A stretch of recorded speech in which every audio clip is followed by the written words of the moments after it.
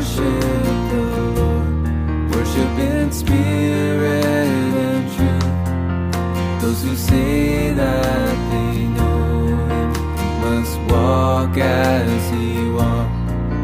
Those who worship the Lord, worship in spirit and truth. Those who say that they know Him must walk as He walked. He is the way and the truth, and in Him is the life. If we obey His word, then we walk in the light. He is the way and the truth, and in Him is the life. If we obey His word, then we walk in the light.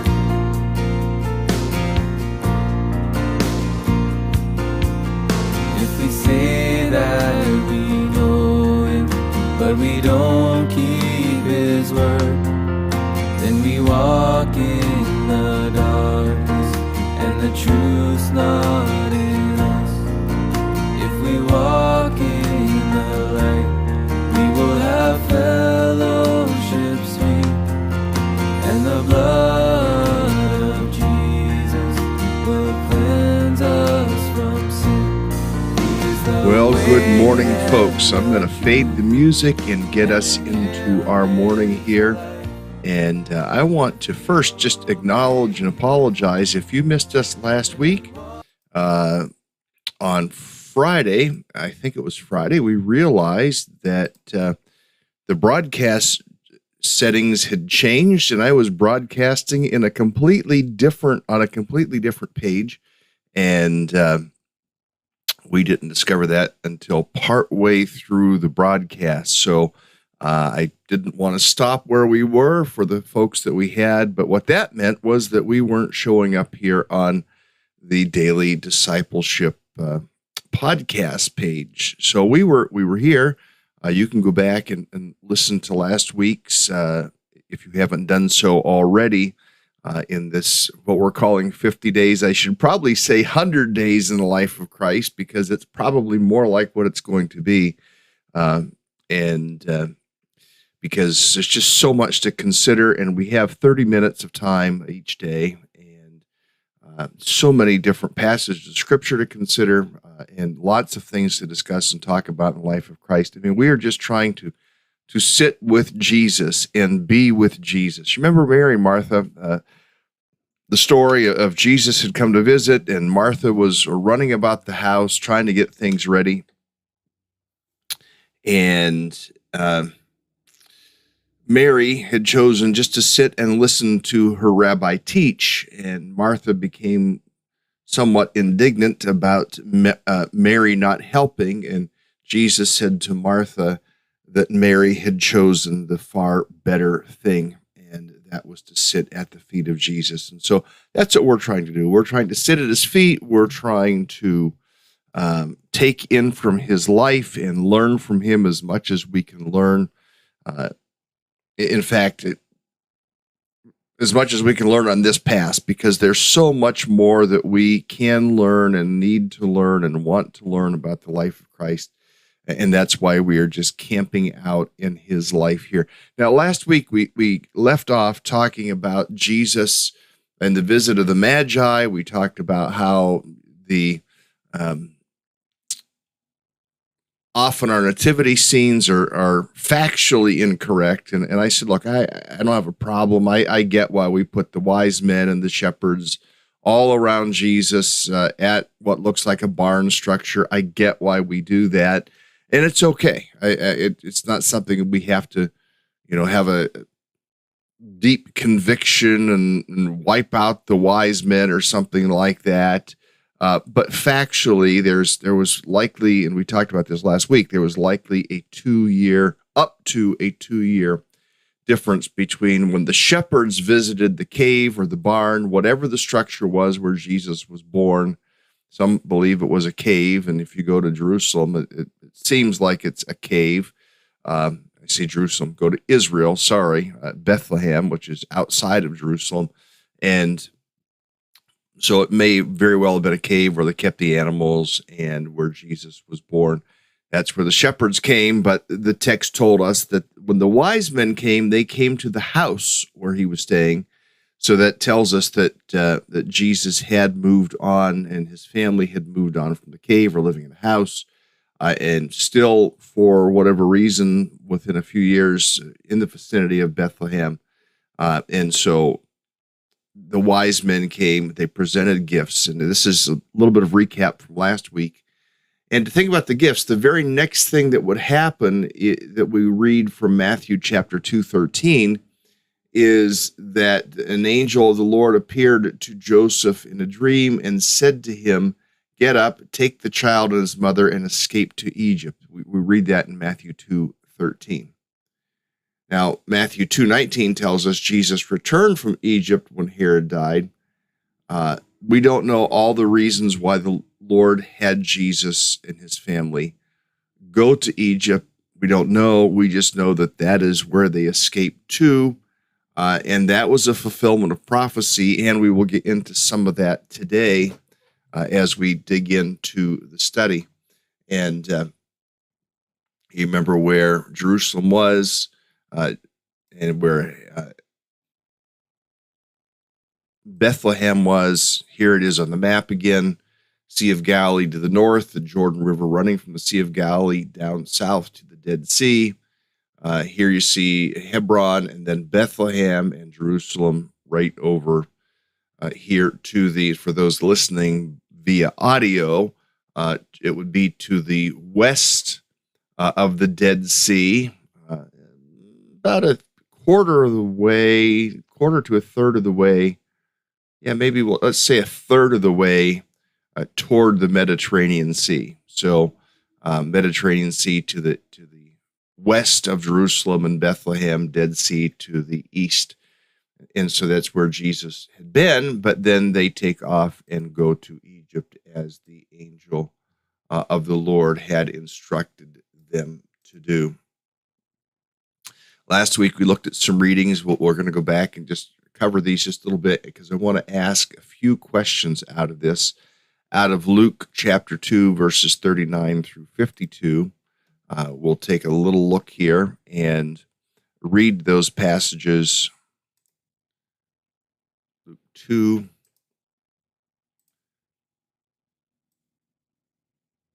Okay, and down at verse 39.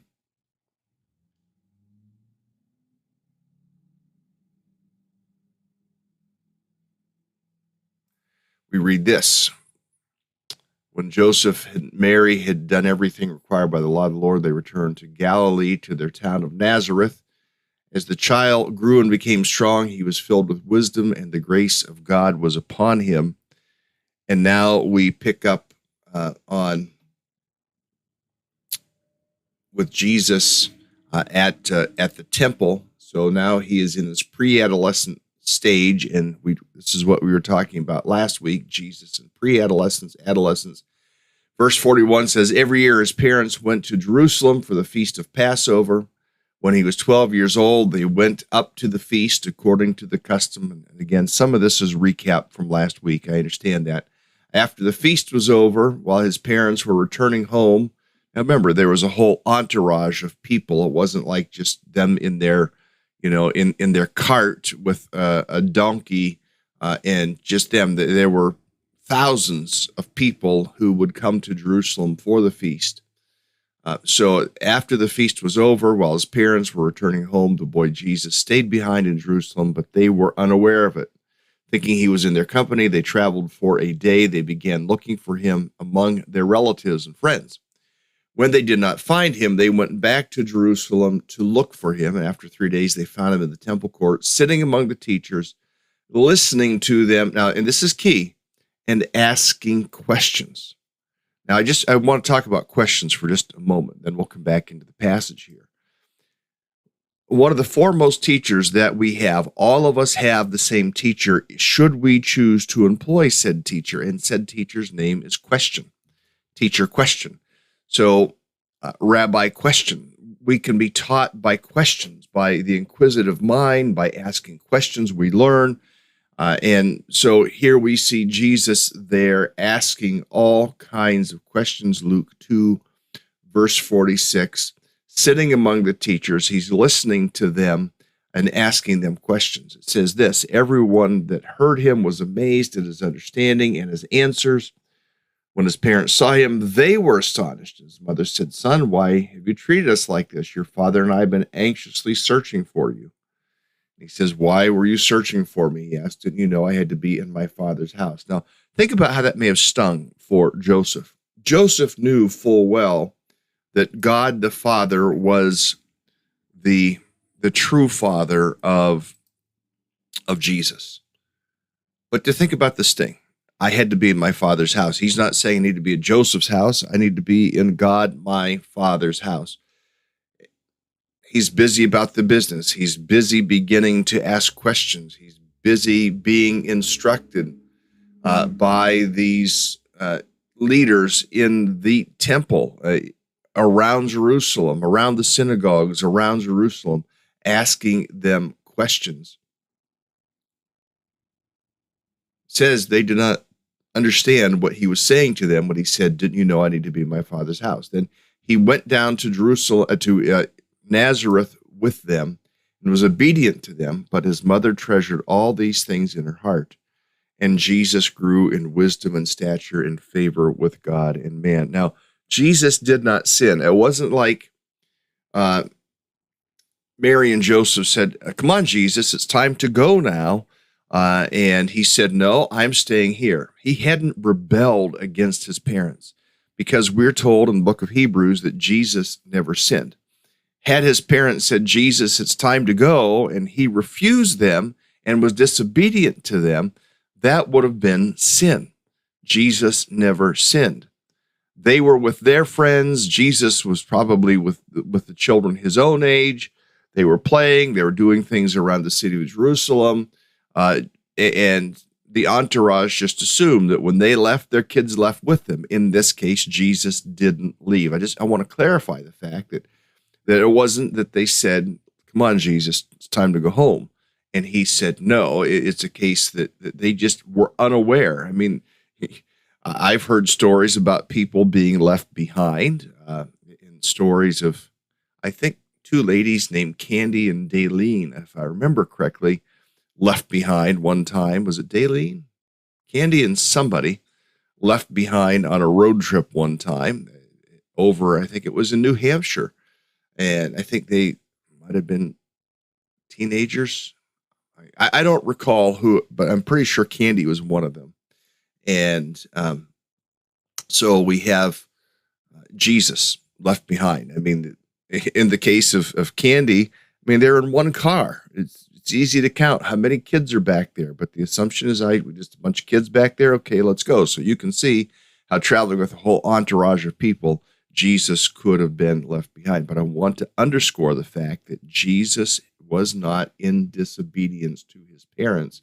They just didn't know where he was. They weren't keeping track of him. He was, coming up to the age where he would be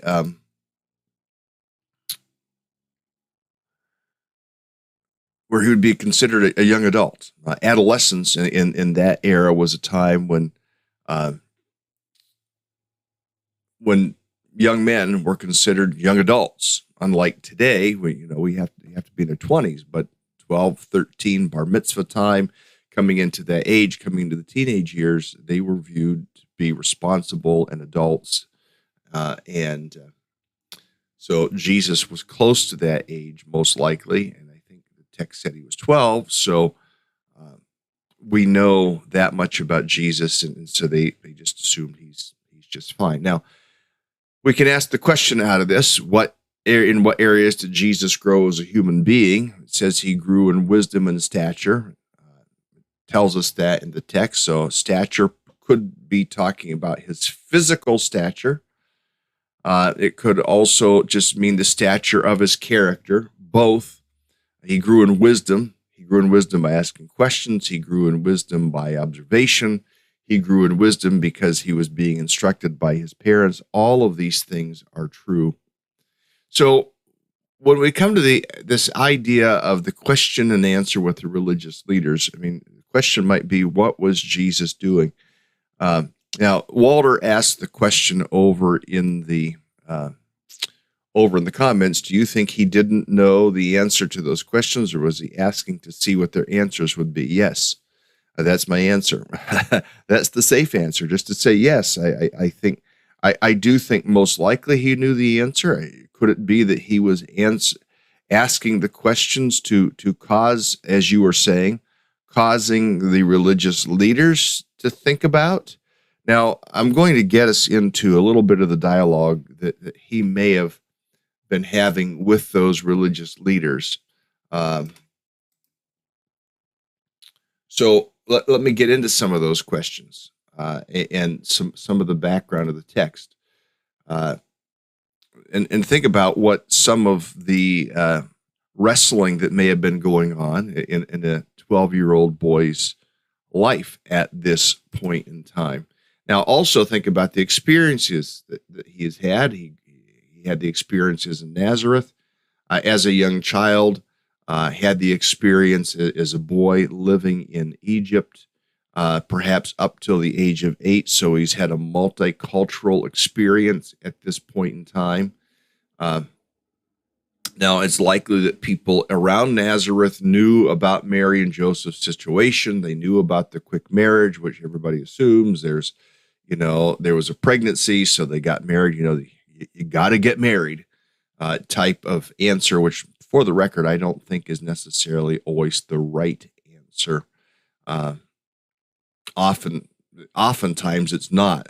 A mistake was made, a sin was committed, if you want to say that. And so oftentimes parents will say, well, you got to do the right thing, son. You need to marry her. Well, there's been a lot of carnage out of that. Now, maybe from a strictly moral vantage point, that is a right conclusion to that situation. But as a pastoral counselor, I've seen and heard about a lot of carnage in a decision like that, unless there is intentional discipleship of that young woman and that young man, and the young man and the young woman are open to being challenged and to growing. Often there is carnage. Now, let's think about this. Let's think about Jesus and what's taking place. I want to get into what could have been a conversation.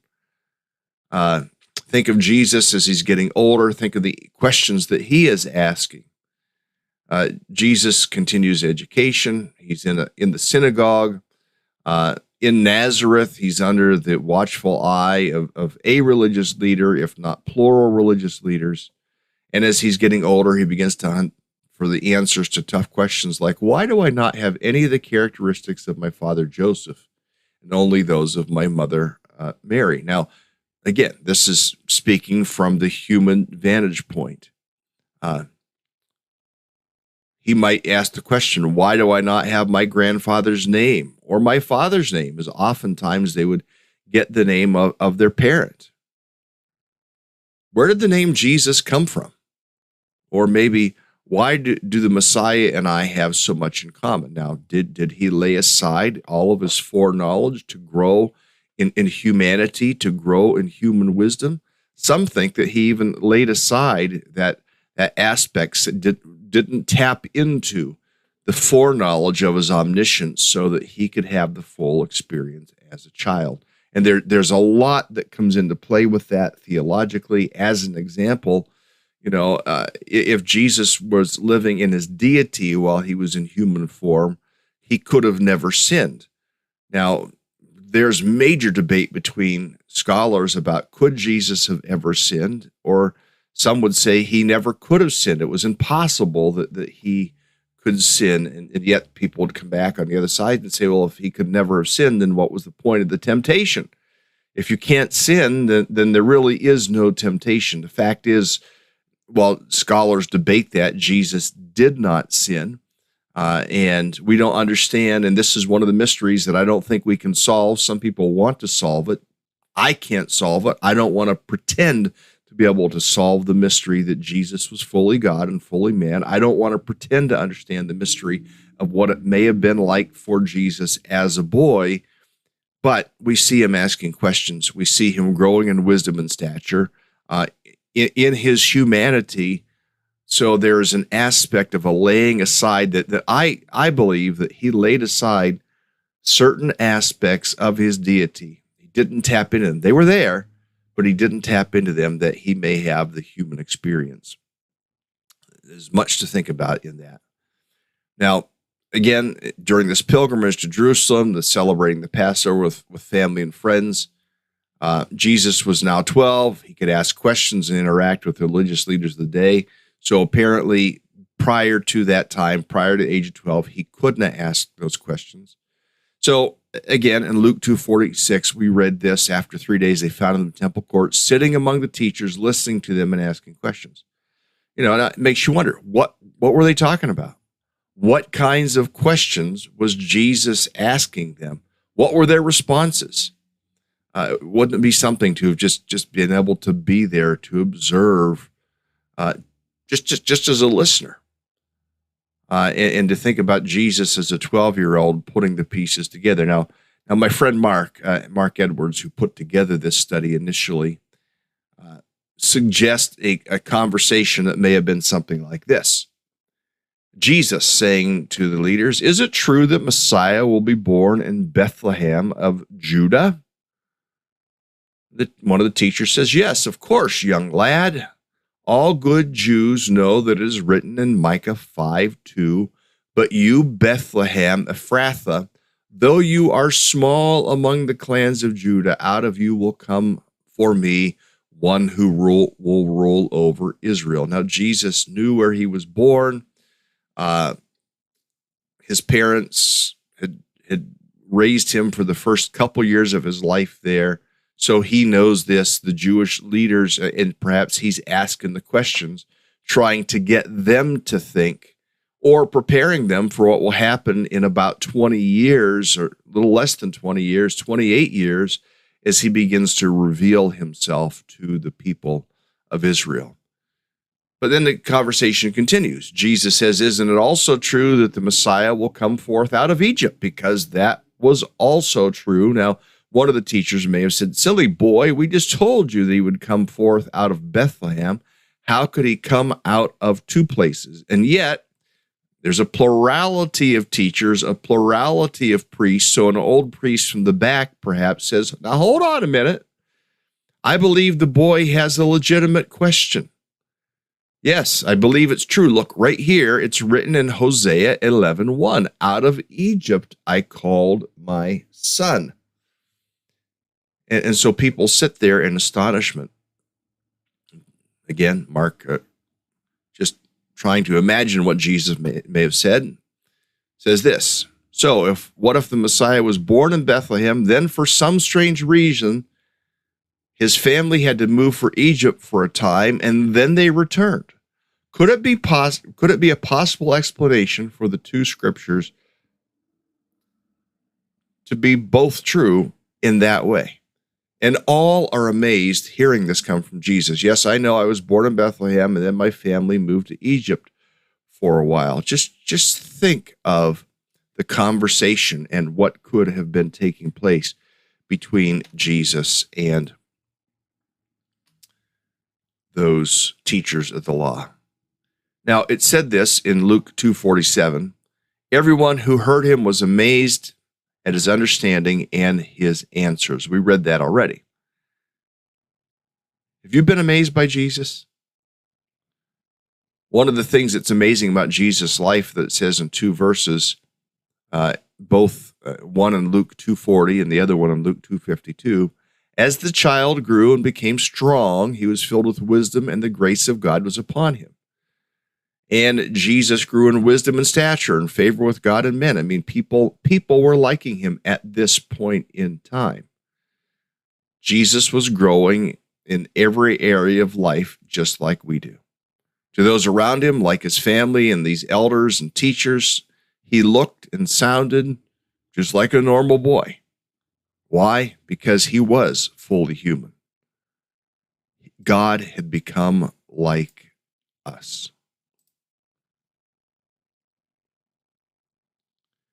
Luke is recording this. He's asked questions. These are eyewitness accounts.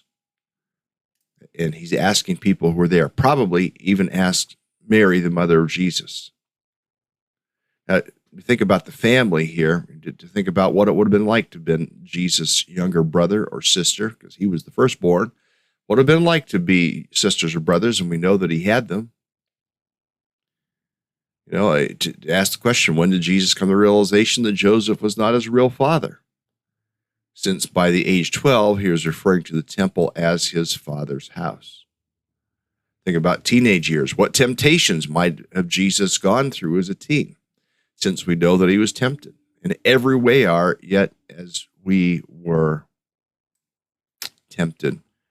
Do you think when Jesus was missing that Mary was frantic, or was she confident of the Father in heaven taking care of Jesus? What went through her mind as he was missing? Then to think about some Old Testament passages that we're not going to dig into this morning, like things that we read in Isaiah 11, 1 through 5 that we've read, or Hosea chapter 11, verse 1, or Micah 5, 2. Jesus as a boy, Jesus in his pre-adolescence. And really, this is all we know about Jesus up until the time that we see him again around the age of 30. Which is what we'll pick up on tomorrow. Well, friends, it is the end of the time. It's the end of the broadcast, and I am going to get you into your day today, and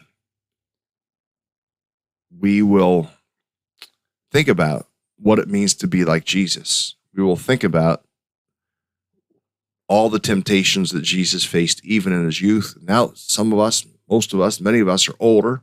What about the temptations that we face in our life? Still, temptations of discouragement, the temptations of comparison, the temptations of despair, temptations even of lust or covetousness, or the temptations of allowing our anger to cause us to do some sinful thing. In all of that, Jesus, tempted as we were, yet without sin, relates with us and can provide us his strength. Lord, help us today to live for you. Help us today to walk with you. Help us to contemplate the life of our Lord Jesus and to love him and to draw close to him. That by abiding in him, we may bear much fruit. Lord, help us today to bear fruit for your honor and glory in Jesus' name. Amen. Friends, have a great day. See you.